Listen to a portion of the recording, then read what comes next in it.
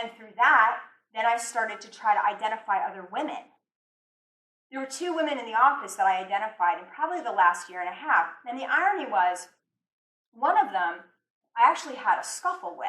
And that scuffle became visible to my boss and her boss. And they both said, work it out, right? So we sort of did that.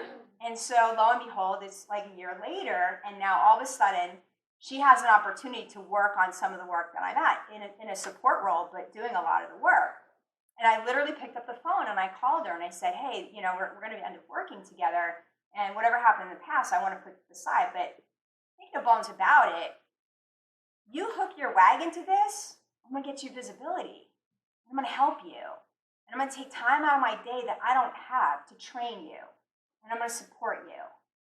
So I guarantee you, if you stick with me, you could even get promoted. I flat out said it. And what was I really saying? Like, settle down. And I'm over it, so it'd be nice if you're over it. She's a smart girl. And she reminded me of myself like 15 years ago. She really did. I saw me in her. And she did. She settled down and she would deliver, and it was brilliant work, and it was good work. And one day I said to her, I'm not going to leave the call anymore. You're going to speak to your data on the call with the director. And she said, I can't do that. You're so good. I can't do that. And I said, oh, no. Nope. I'm going to coach you right here. I'm going to show you how to do it. Okay? So here's how the call. I'm going to get on the call. I'm going to say this, and then I'm going to say, and now it's over to you, and you're going to present the data, and you're going to tell him why he can't have his way through your data. You're going to do that. And you're going to be great. I promise you. And I'll be right here. And if it starts to go sideways, I swear to you, I'll jump in. I'll save it. She did. And that gave her confidence. And we did it on the next call and the next call. Lo and behold, she was promoted. I took the second one maybe a year ago.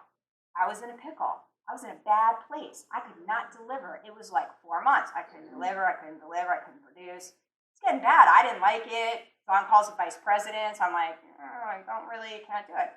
And there was a woman in the office, and she was nowhere near my department. I just identified her, and I had interacted with her very, very briefly. And she was on a rotation.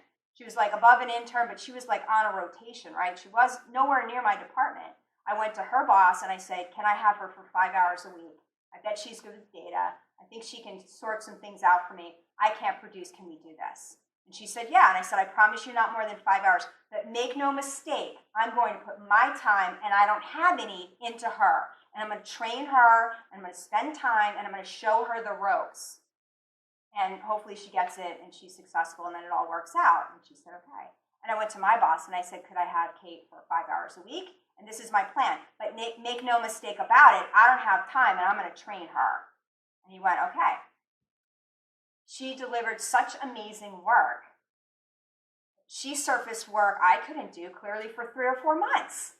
She found stuff that I didn't find, beautiful data, beautiful spreadsheets, came to the calls, asked questions, unbelievable. And I said, I'm throwing you in front of the vice president. She's like, I don't know, 23 years old? He's like, oh, I don't know. I said, oh, no, you're ready. I said, let me tell you something. I don't steal anyone's work. It's your work. And I don't feel good delivering it. It's not mine. And I'm not even going to speak to it or give it as much justice as you would. She goes, will you coach me? Will you help me? I said, absolutely. And if it goes sideways, I'll jump in. But I know you, it won't go sideways. And she did the most amazing job on that call. So there are some examples of how you can identify other women. Those are some simple examples. And trust me, I'm no one. I don't have a big title. I don't have a big anything. But I saw them, and I knew they shined, and I knew I probably needed help. Why would I sit at my desk and struggle and suffer? And here's a viable solution, whether I like her or not. The first one I didn't like, and then I got to really like her, really respect her. The second one I just identified. So if you're not competing all the time, you're not looking for what's wrong with her, you're not trying to find the chink in her armor because you think she's so perfect, there's really some great things that come about it. And again, if you look at the men, that's how they got there. Because 2 men can go into a courtroom and have a terrible fight and argue and be in a courtroom and then go out to a bar and have a drink and laugh.